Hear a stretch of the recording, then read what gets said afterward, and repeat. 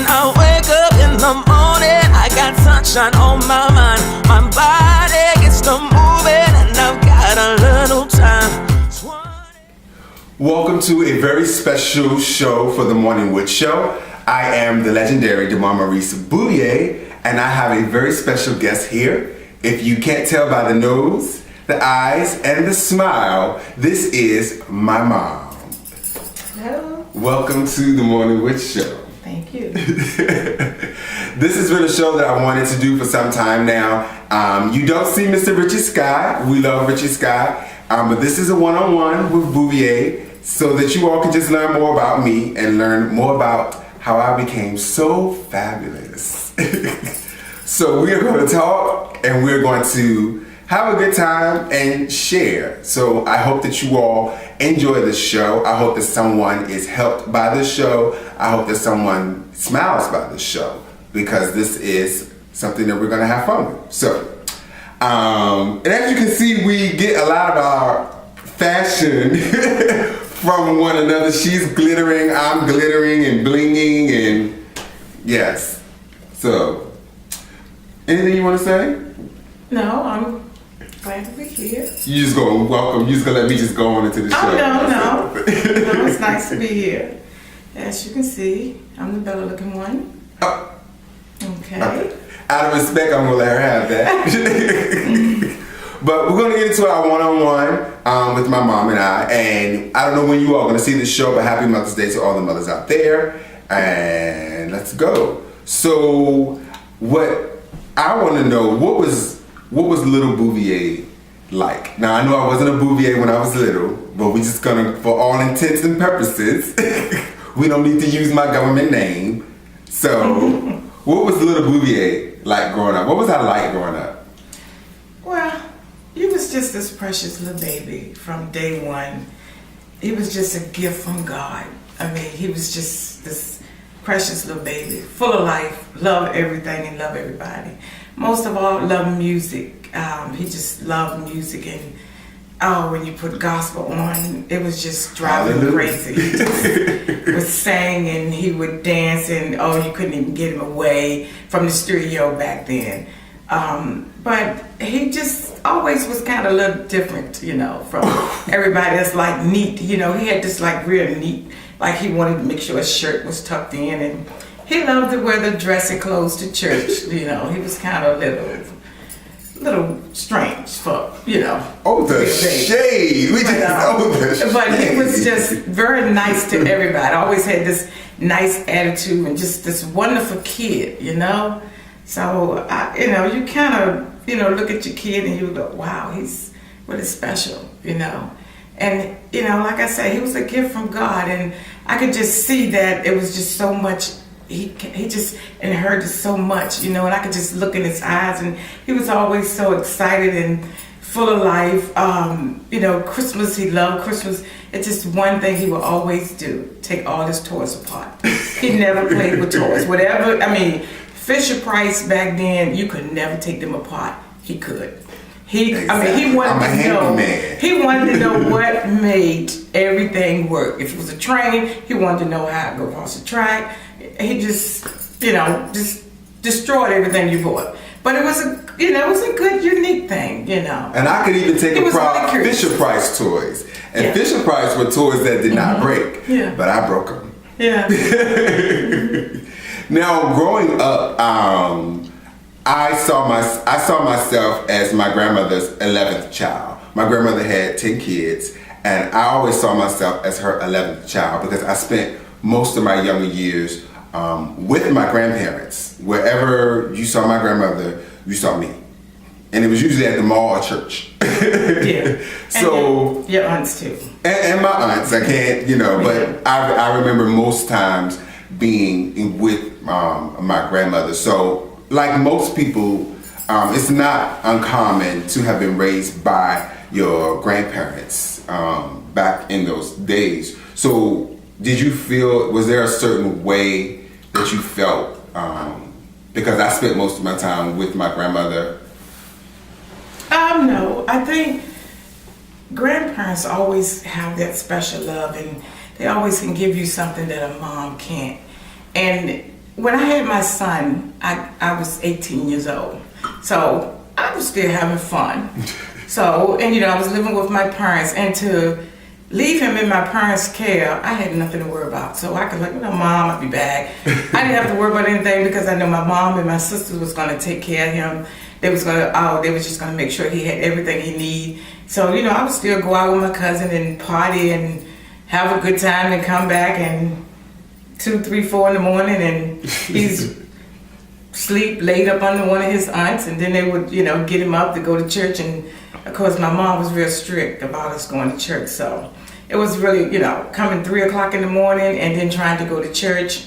It wasn't easy, but we did it anyway. I had to make my mom happy. But I don't remember you going to church with us. Yeah, I went. Not that often, but I was like, wait a minute. I don't remember you going to church with us. Because I had to party a little bit. And, sometimes I would try to duck out of going to church. But every Sunday, my mom and my sisters would make sure that mine went to church.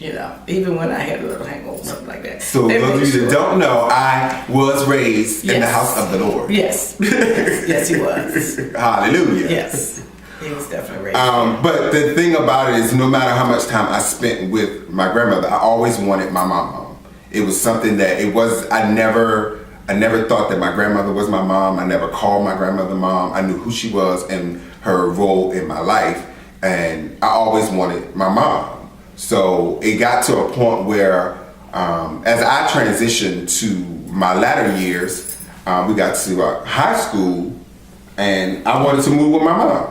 Mm-hmm. I didn't have to move with my mom. I didn't have to come and live with you. I could have stayed at my grandmother's house. I had everything I wanted. You had a good life. Right. Mom was still having right. But I wanted to move with you because I felt as though I needed to protect you, because as a child I knew that the marriage and the situation that you was in was dangerous.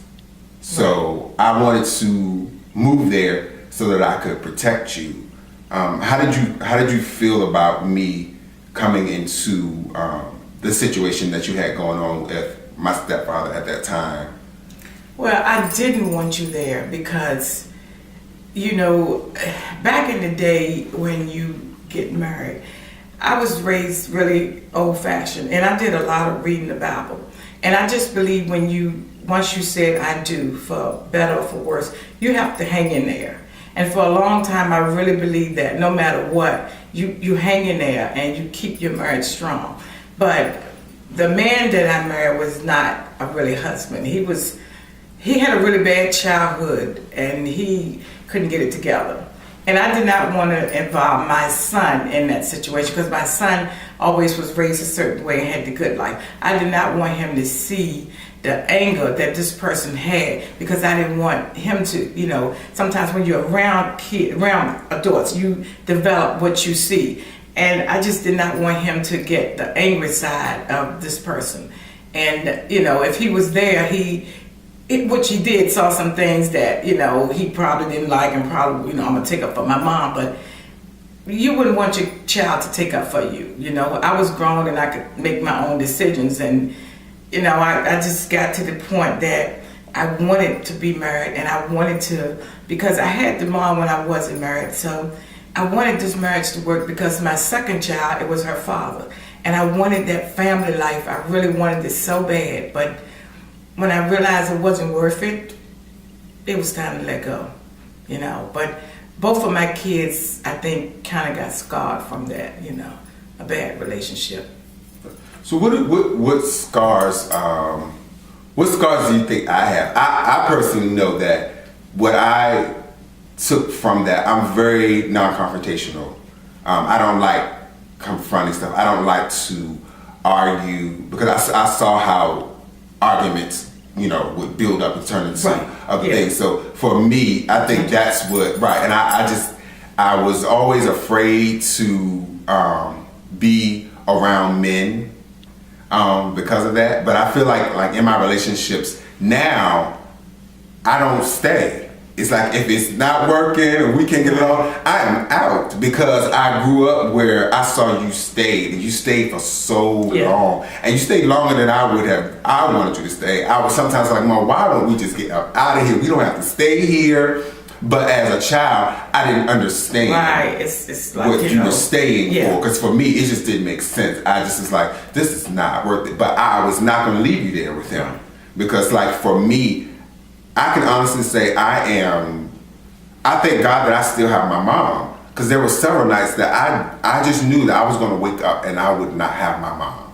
I didn't go to sleep sometimes because I was just waiting because I knew I had to protect her for anything that may have happened throughout the night. But I didn't expect to grow up with my mom. I just knew that he would take my mom away from me. So I really thank God that he had his hand on us and he protected you and he protected us.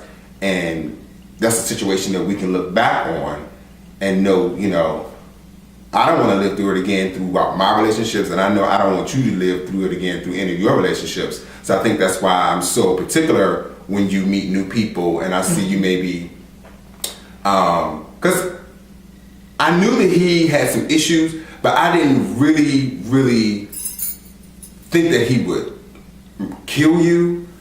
I probably would have killed him. Yeah, but either way, I would have had a mom in prison. I wouldn't have had a mom, Maybe. so it would have been.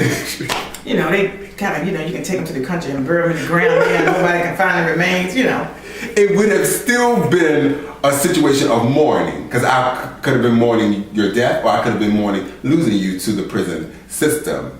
That wouldn't happen. Now, I know where you can get rid of the body. You know, many ways you can get rid of the body. So, you know, I don't know. He didn't come home last night. I have no idea. You know, he told me he'd be here 15 minutes and don't know what happened. But thank God we made it through that. We didn't have to hide a body or anything like that. But I do realize what my issues were from that, and I always try to make sure that the situations that I'm in, that I'm doing everything in my power, you know, to either just say peace, it's not working, I'm done with you, or whatever it is. But that was tough.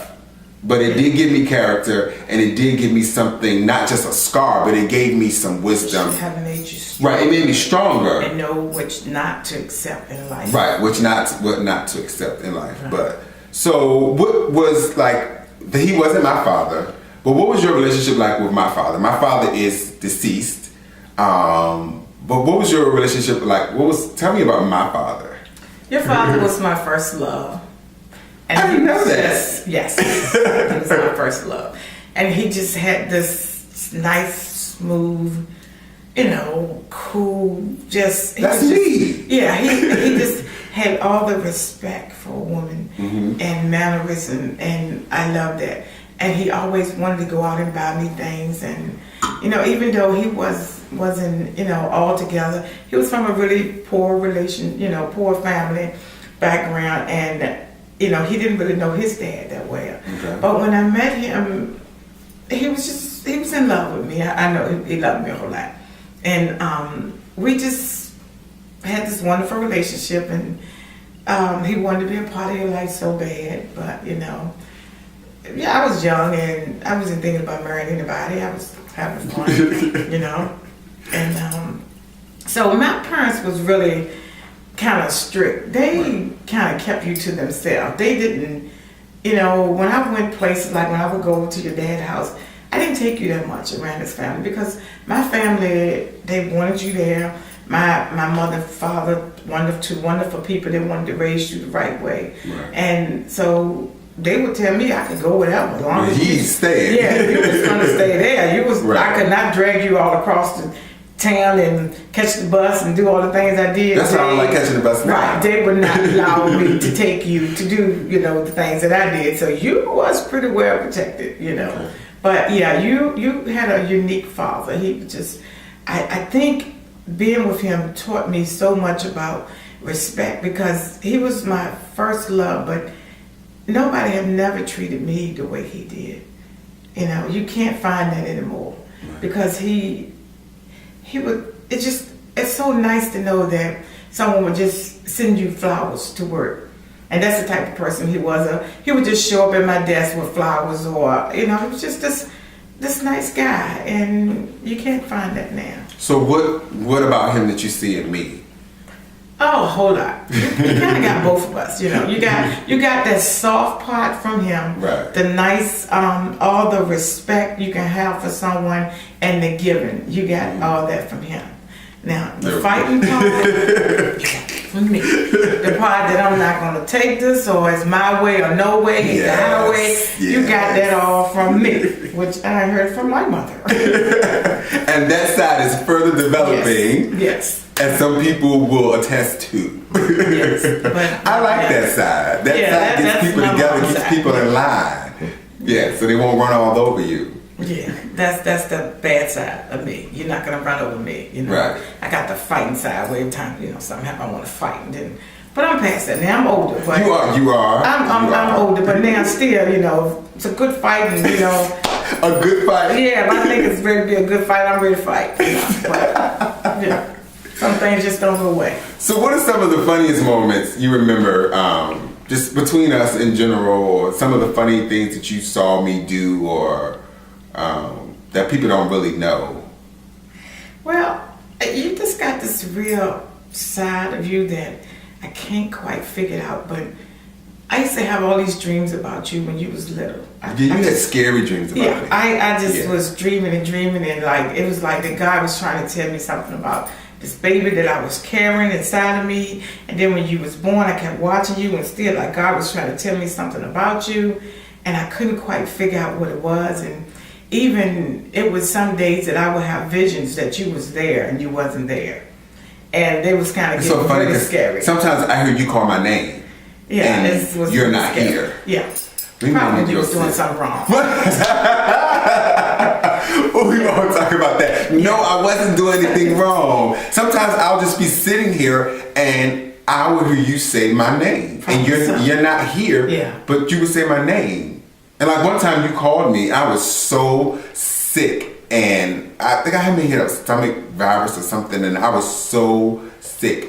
And she called me like out of the blue, and I'm on the phone. I'm trying not to cry because I'm in so much pain, but I'm feeling, you know, my emotions are welling up because my mom was calling in the middle of this pain, and I'm just like, oh my God, I'm so sick. How did you know I was sick? So I think that's something parents have. They get when they know when something's going on, but that's odd that we're connected, that you dream about me and you feel my presence and I feel your presence. And I think it's people don't understand it. It's kind of unique, but it's one person I know, my older sister. She kind of always understand because she kind of know that, you know, I used to tell her all the time, you know, the visions I have. And I remember one day you was really upset and you went through something. You wrote me a letter when you was in high school. And you said that, Mom, I'm not gay. The kids are calling me gay at school. And you was like, Mom, I'm not gay. I want to die and I want to take my life. So I still have that today. I still have the letter today. And I broke down and I cried. And I cried out to God, you know, this is my child that you gave to me. And I know you didn't give him to me for this reason. You wanted me to love him as my son. And so I prayed really hard, and it was just so funny that I went to sleep that night and I woke up in the middle of the night and I kept hearing something. And I was like, it's like my son was here, he wasn't there. And then I heard, it was the sun that came up so pretty through the window. And I said, somebody's knocking at the door. And I remember telling my daughter to go get the door. And she was like, Mom, I didn't hear anything. I said, yes, somebody knocked at the door. And I ran to look out the window. It was my son standing there dressed in a black suit and a white collar. The collar was shining so bright I could barely even see. It was like a sun. It was so awesome. And my daughter ran to open the door and nobody was there. And I was like, no, it's Demond. She was like, Mom, Demond's not at the door. Those are those scary dreams. And it was a vision, and I was so hurt behind it because I was like, I know it was my son. I was ready to kill everybody because I knew my son was standing there at the door with a suit on, a black suit and a white shirt. And it kept wrestling with me, like in my mind, like, okay, I'm losing my mind. But then, I took it to God and I prayed for my son really, really hard. And then one morning I got up and my window was really big. And I was, at that part of my life, I was really heavy into the Bible. And I trust God for everything, which I still do. But sometimes we stray away. But it's like God always was there for me and always leading me the right way. And telling me, don't look back, keep going forward. And that morning I got up and I was in the church and I was singing in the choir. I walked over and looked at my table. I had left the Bible there and it was open and it had a verse in there. And the sun was beaming on it so hard and I walked to it. And that verse had told me that you are not to judge your son. It was highlighted to me that my son was a gift from God and my job as a mother was to love him. And from that day on, nobody could tell me anything else about my son. This my baby, and you couldn't tell me nothing else about him. It was so funny that when I wrote that letter, I didn't think that I was gay. I didn't really know what being gay was. I didn't know what it was. I mean, I had people calling me gay all of my life as a child, and it just hurt because you have people calling you something you don't really know what it is. I'm like, what does that mean? I don't like boys. I like girls. I've never even had sex. So it hurt me because I didn't know what it was. And so, but it was something that I felt like I couldn't escape. It felt like this was my fate. I was going to be gay. These people were going to make me gay, and they're going to ostracize me. And I felt like I wanted to end my life. I was like, I don't want to be this way. I don't know what it is. It's confusing. It's conflicting. I was raised in church, and this is not how this is supposed to go. And it was always in me, but I didn't know what it was. So I wrote a letter. I wanted to end my life. But me being raised in church, me being a child of faith, when I prayed to God about it, God told me to let it go and told me that I was fine. And I have never thought about killing myself since that day. Never, no matter what I've gone through, no matter what the situations were at home or anything, it never crossed my mind to end this life that God gave me. So, when we went through that time when people were doing the It Gets Better campaign for people who were ending their lives, it really touched me because I don't know what else to say to people other than to trust God. Because that's what I have, and that's what got me through whatever I was going through. So that was a really tough time, but I didn't know you still had that letter.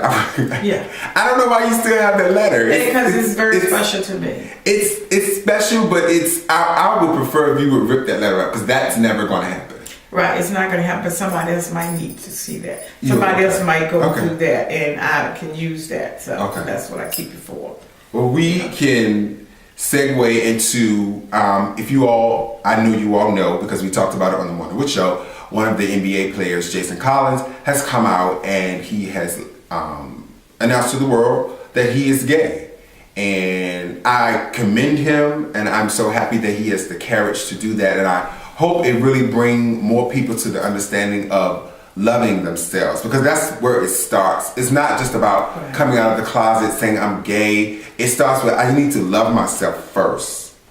It's not just about this big announcement for the news and the media. It's about I love myself, and I want you to know that I love myself, and this is who I am. So how do you feel about people that are in the closet or coming out of the closet and people are giving them a hard time and they don't really understand? Because I think one of the football players, he tweeted about all of these beautiful women in the world, how can another man want another man? So what would you say to people that that say these horrible things to people? Another man too. This is my mother. That is the shade. You gotta watch that. You gotta watch that. What, the squeaky wagon makes the most noise? Mm-hmm.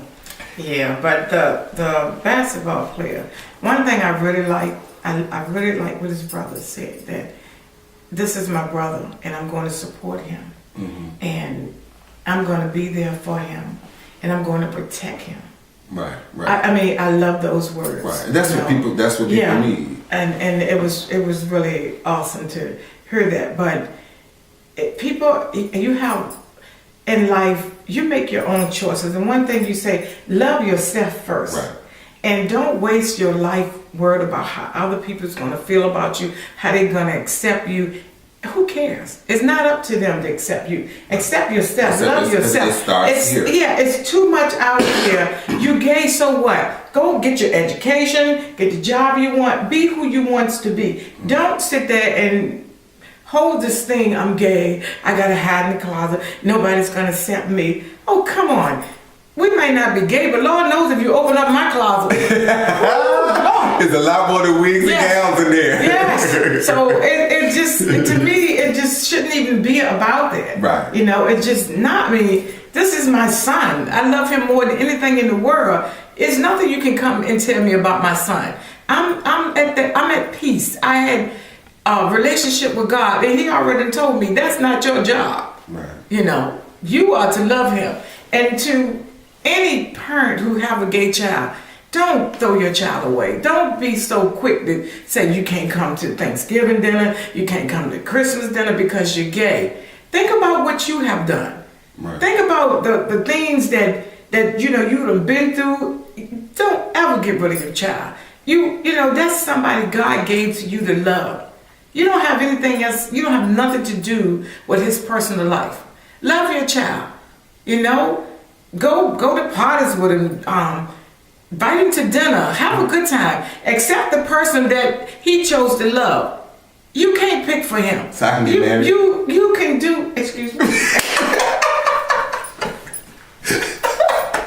So I can get married? Another level. To who? What? I may meet somebody one day that wants to marry me. One You day. just said you can't stay in a relationship because you screwed up behind your stepdad. I didn't say I can't stay in a relationship. I said that I'm not willing to stay in a dysfunctional relationship. I would like to be married one day. But see, marriage comes with a price. It does. Yeah, and people have to A price understand and that. sacrifice. Yeah, you have to understand that. You go get married and then oh my, he cheated on me, and then you're ready to end the marriage just like that. You done took this vow and then he cheated on me. You want it over just like that. You can't do that. So I shouldn't get married. No. That's why I can't get married because, well, I wouldn't end my marriage. I probably would punch him out, or take him by the ear and drag him down the street and tell him what I want him to do. So God is still working with you on that. But I enjoy the single life. Right. I enjoy the single life too. But I really would like someone to share my life with because at the end of the day, I want to talk to somebody about the success that I'm having. And speaking of success, what are some of your dreams for me? I know when I was younger, you thought that I was going to be a singer. Preacher? Yeah. But you used to preach a lot when you was little. You used to stand there and preach and you thought that I was going to be a preacher? A preacher and a singer, a famous gospel singer. Yeah. You know I don't like church people, right? I don't either. So that's not I said I actually was going to write a book about I hate church people. Sorry, but they can push people away. Right. Somebody that really need God and somebody that really need to be pulled into the church family, they can throw you out. I mean, I was in church one Sunday and I heard this preacher was like, all gay people going to hell, and I'm like, well, so are you. I mean, how you will sit here? It might be somebody gay, family done cast them out. They have nowhere else to go, so they showed up to church that Sunday looking to be helped. And needed somebody to just hug him and hold him and tell him everything will be okay. And you just told him he could go in and make a fight. Right. You can't do that. It happens a lot here. It happens a lot now, and people really need to understand that. And I know people want a church family and they're used to that, but once again, it's that relationship you have to connect within yourself first. Because if you don't get it, then you're never gonna get it. Right. Because you're still going to be looking for an acceptance on a level that's beyond what you actually need. Because all you really need is that one person to love you. Yeah. And that one person to accept you. And I have that person. And anybody else that doesn't accept who I am, that's your issue and not mine. And that's what I let people know when, somebody might whisper behind me, oh, did you know her son was gay? So what? You can't. People know now. My family, everybody know, which my family, let me get that straight. And mom, uncles, and aunts love him. They love him. They do. But anybody else, we don't care. I don't have time to worry about who love my son and who don't. But you can't come to me and say anything negative. What you won't do. About my son. You better keep it to yourself. You can't come to me and say really anything negative about anybody gay. Because the people, I work with gay people every day. Gay people are in the operating room saving lives. I mean, They are in the police department, they're the firemen, they're everywhere you go. Yes. So how can you say, oh, I don't like a gay person? That gay person just saved your life. Saved your life. You know, so it's not even about that. It shouldn't be about that at all. If you meet a person and they're nice and they're kind, leave the word gay out. So what? I mean, like the news guy, Andrew Cooper. When he came, Anderson Cooper. That's my mama. You know, I get stuff wrong. Yeah. Sorry about that. When he came out and said that he was gay, you know, some people were like, oh. I mean, I was like, okay, we've been to that. Look at the guy. I love Alphonse, a very attractive man, but I always knew that about him, so it was no big deal. You know, and it's sad that you know, people. You know, the reason he came out because somebody wanted to, you know, try to make money off of it. Right. And it was really sad. I mean, this man is living his life, doing what he wants to do, and everybody loved him just about. But when he came out, nothing happened. He still got his show. Absolutely. So nothing happened. So I just, you know, it's wrong to try to label somebody. I mean, sometimes I see the most worst people in the world. They're not even gay and they should have been. So, you know, I don't, you know, I think people really need to stop. And for parents, I really stress, love your child. Please don't cast your kids out. Invite them to Thanksgiving, Christmas, New Year. Have a good time with your child. You are not the person to judge him. You are not the person to be in his life telling him who to love. Your job is to love him. That's your job. It's nothing else. So I really want to stress that. I have had a conversation with God. I have went through hell and back, you know, trying to find answers. And my answer that he gave me, this is your son that I gave to you to love unconditionally. That's all I need for you to do. And I want to stress that to every parent. And that's the way it should be. Love your child. Well, with that statement, I want to thank you all for tuning in to this very special show. My mom wanted to come on the show because that's her message. She wanted to really give to parents and give to people of the world.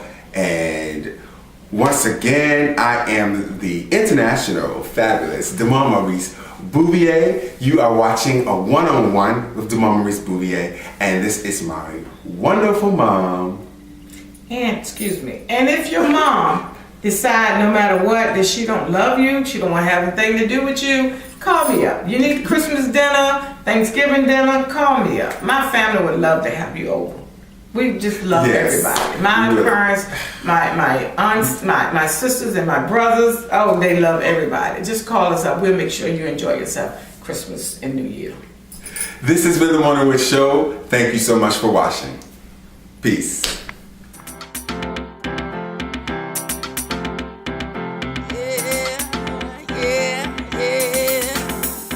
When I wake up in the morning, I got sunshine on my